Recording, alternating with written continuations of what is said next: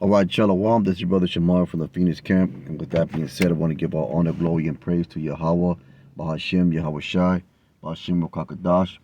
Double honors to the elders of Great Millstone, and peace and salutations to the brothers that are doing this work in true sincerity. So, right to the lesson, this is Luke 10 and 19. It says, Behold, I give unto you power to tread on serpents.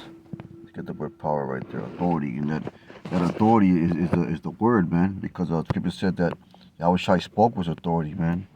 Let's get that verse right there. Spoke with authority.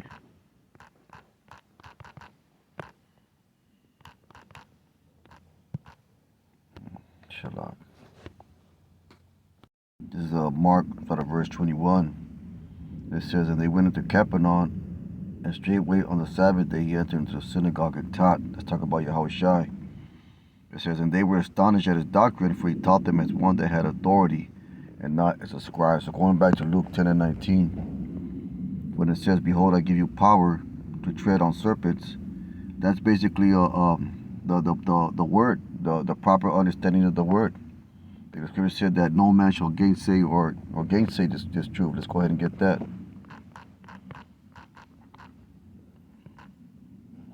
Luke 21 and 15, it says, For I will give you a mouth and wisdom, and that's the power. That's the power over serpents. That's the power to tread over serpents and scorpions. And we're gonna get into what the serpents and scorpions are in a few verses. It says, For I will give you mouth and wisdom, which all your adversaries shall not be able to gainsay nor resist. And that's power right there, man. That's power. You shall be betrayed both by parents and brethren and kinsfolk and friends, and some of you shall they cause to be put to death. So the Lord has given us power and authority in the form of having the proper understanding of this truth. Let's go back to Luke 10 and 19. It says, Behold, I give you unto you power. We look at the word power as authority to tread. Let's get the word tread. To trample on serpents and scorpions. And now those serpents and scorpions, they're talking about the wicked Israelites. You know, Yahweh Shai called the wicked Pharisees and Sadducees. He called them vipers. Go ahead and get that. Matthew 3 and 7. It says Matthew 3 and 7. It says, But when he saw many of the Pharisees and Sadducees come to his baptism, he said unto them, O generation, let's get the word generation, O brood of vipers, who has warned you to flee from the wrath to come. The word vipers is another word for a serpent. It says, of uncertain origin, an adder or other poisonous snake, which is aka a serpent, man. So that's what it means, man. We know we have the power to swing the sword on these scoffers and scorners, which are today's modern day Pharisees and Sadducees, man. Let's get Ezekiel 2 and 6. This is Ezekiel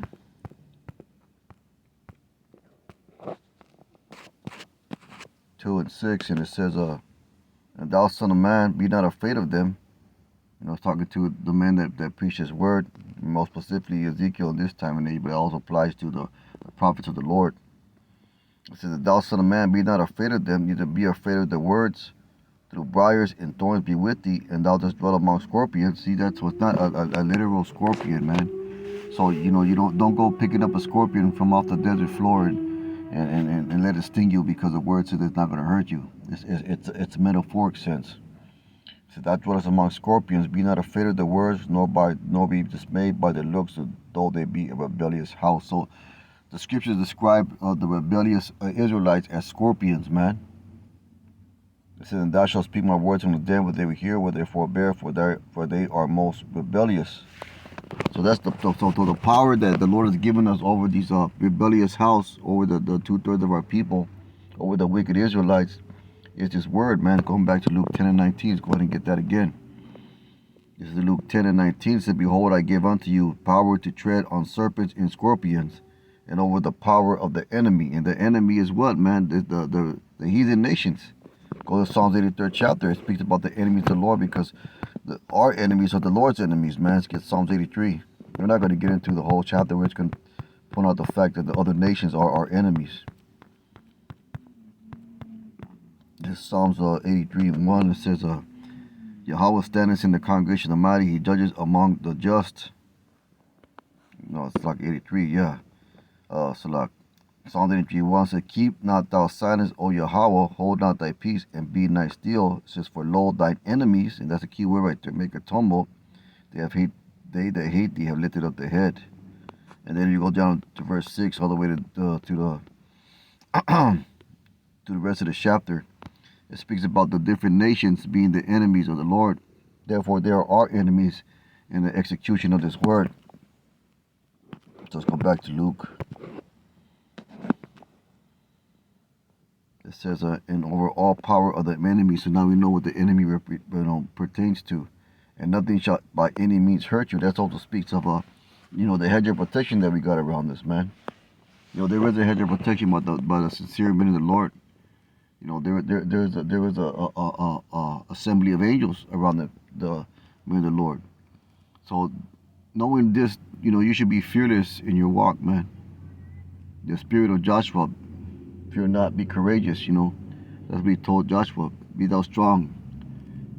Be strong and fear not. That was repeated to Joshua. So we have the proper assurance to be fearless among these heathen and these 2/3. And that's the attitude, mentality, and the spirit that you got to bring to when you're out there in the highways and hedges. It says, we're going to run into a few scriptures.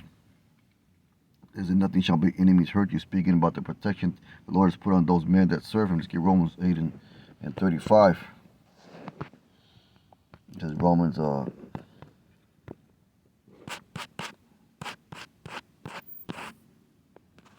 and 35, and it says, Who shall separate us from the love of Yahweh?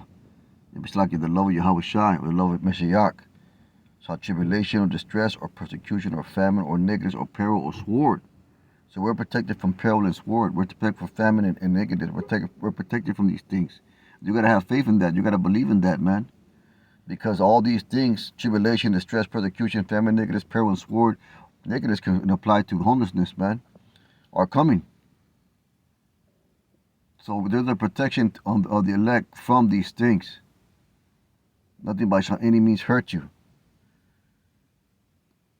It says, as written, for thy sake we are killed all day long, we are counted as sheep for the slaughter, meaning we are made enemies. Nay, but in all these things we are more than conquerors through him that loved us. And that's Yahweh Shai speaking to the elect, because he loves the elect first and foremost. It says, for I am persuaded that neither death, nor life, nor angels, nor principalities, nor powers, nor things present, nor things to come, nor height, nor depth, nor any other creature should be able to separate from the love of Yahweh, which is Meshiach Yahweh Shai, our Lord. Let's get Job 1 and 10. There's, just the Job, because Job is metaphoric of the elect, man. Job is a metaphor for the elect. It's a true story, but it'll also be a metaphor for the elect. This is Job 1 and 10. This is the Satan, the adversary, speaking against Job. Job 1 and 10, knowing that the Lord protecting him. Has not made a hedge about him and about his house and about all the hills on every side. Thou hast blessed the works of his hands, and his substance increased in the land. So, our substance increased in the form of knowing this knowledge, wisdom, understanding. If you look at brothers and all the great works that brothers do, all the fruit that brothers produce, in the form of videos, in the form of just edification in general, it's a great increase, man. Going all the way back to Abba Bivens. It's been a great increase. So that increase, that hedge of protection, this truth has been protected, for decades, man.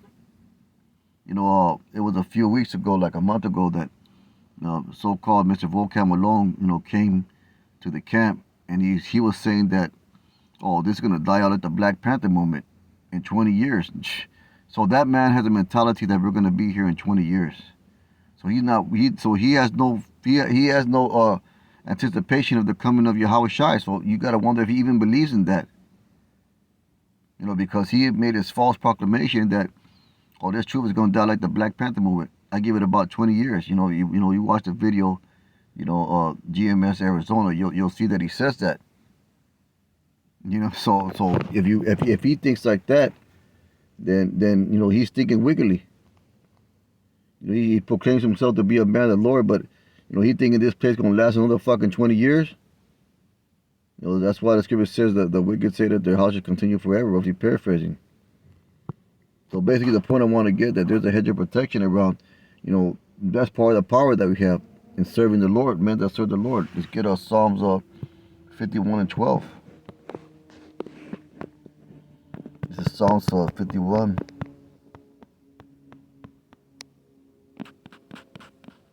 and 12, and it says, restore unto me the joy of thy salvation, and uphold me with thy free spirit. Was that it? Lock. This is the verse the wanted to get. This Psalms 91 and 9. It says, because thou hast made the Most High that which is thy refuge, even the Most High thy habitation. Let's get the word habitation. The dwelling place. There shall no evil befall thee, neither shall any plague come nigh thy dwelling. So that's speaking of a hedge of protection over the men of the Lord, man. He shall give his angels charge over thee to keep thee in all thy ways. See, so there is a hedge of protection, man. That's part of the power that we're gonna have. You know, Most High willing we be those elect men. Let's get one more verse and we'll close it out on that, which is one of my favorites because it's very comforting. This is Isaiah 43 and 2.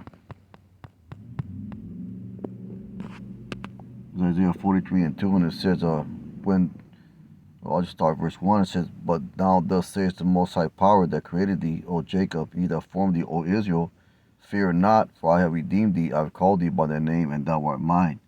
And that first and foremost speaks to the elect. When thou passest through the waters, I will be with thee, and through the rivers they shall not overflow thee. When thou walkest through the fire, thou shalt not be burned, neither shall the flame kindle upon thee. See that? So that's going back to Luke 10 and 19, or 10 and 20, I think it is. It says, 10:19, it says, nothing shall by any means hurt you. So there is a hedge of protection around the men that serve the Lord, man. We're gonna close it on this verse 20. Notwithstanding this, rejoice not. You know, don't pat on yourself on the back for that the spirits are subject unto you, because spirits are subject unto us, man. You know, we have power over false doctrine, which are spirits, deceiving spirits, giving heed to seducing spirits. Scripture says we have power over that in the form of this word. So notwithstanding in this, rejoice not that the spirits are subject unto you, but rather rejoice because your names are written in heaven. You know, so why is that? Because we also confess the Father before men, and shall the Father confess. You know, him shall whoever confesses the Son be born before men, him shall the Son of Man confess to the Father in heaven. But he's paraphrasing. I'll just go ahead and get that, man. So, you know, that's what we do.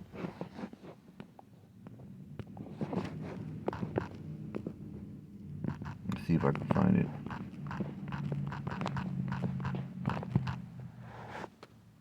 Matthew 10 and 32 says, whosoever therefore shall confess me before men, him will I confess also before my Father which is in heaven. Whosoever shall deny me before men, him will I deny before my Father which is in heaven. So to be denied by Yahweh Shai is to not have that protection, not have that power. And the men that are going to have that protection, that power, are going to be the men that serve and fear the Lord. You know, with all truth and sincerity. But with that being said, man, just a real quick lesson. You know, scriptures to meditate upon as we go into what they call the perilous times, man. But that being said, I hope the lesson was edifying. With that, I want to give all honor, glory, and praise to Yahweh Bashim Yoshai. Kahala Yahweh Bashim Yoshai. Brother, keep on pushing. Shalom.